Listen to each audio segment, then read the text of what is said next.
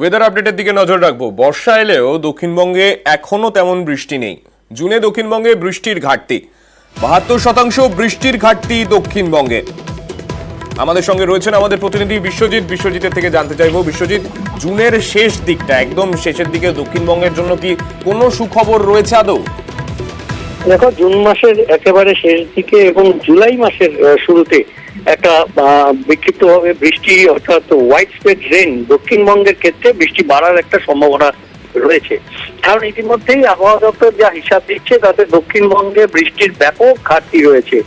দক্ষিণবঙ্গে সামগ্রিকভাবে 72% ঘাটতি রয়েছে এবং দক্ষিণবঙ্গে যে বৃষ্টি স্বাভাবিক হওয়ার কথা সেটি 185.3 মিলিমিটার, যেখানে বৃষ্টি হয়েছে মাত্র 51.6 মিলিমিটার। কাজে এই ব্যাপক ঘাটতি কিছুটা হয়তো মিটতে পারে জুনের শেষের দিকে যদি বৃষ্টি সেভাবে ভারী বৃষ্টি হয় বিক্ষিপ্তভাবে বেশ কিছু জেলায় দক্ষিণবঙ্গে। তবে জুলাই মাসের শুরুর দিকে কিন্তু ভারী বৃষ্টির সম্ভাবনাটা প্রবল।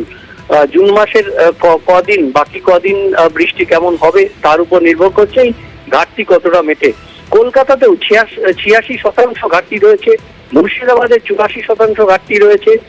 বিভিন্ন জেলাতেই দক্ষিণবঙ্গের ঘাটতি রয়েছে। উত্তরবঙ্গে কিন্তু বৃষ্টি সারপ্লাস অর্থাৎ অতিরিক্ত বৃষ্টি হয়েছে 64%, যেখানে শুধুমাত্র কোচবিহারেই 159% বেশি বৃষ্টি হয়েছে।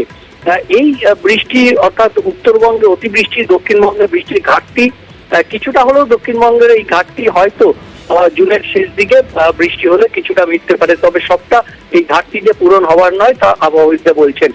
আগামী 2-3 দিনে দক্ষিণবঙ্গে বৃষ্টিটা ক্রমশ বাড়বে। আজ বিক্ষিপ্তভাবে বৃষ্টির সম্ভাবনা পশ্চিমের দিকের জেলাগুলিতে রয়েছে বজ্রবিদ্যুৎ সহ।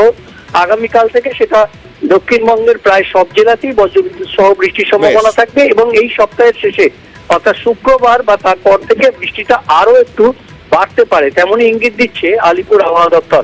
তবে উত্তরবঙ্গে ভারী বৃষ্টি কিন্তু চলবে। উত্তরবঙ্গের উপরের দিকের জেলাগুলিতে ভারী থেকে অতি ভারী বৃষ্টি আরো 4-5 দিন চলবে।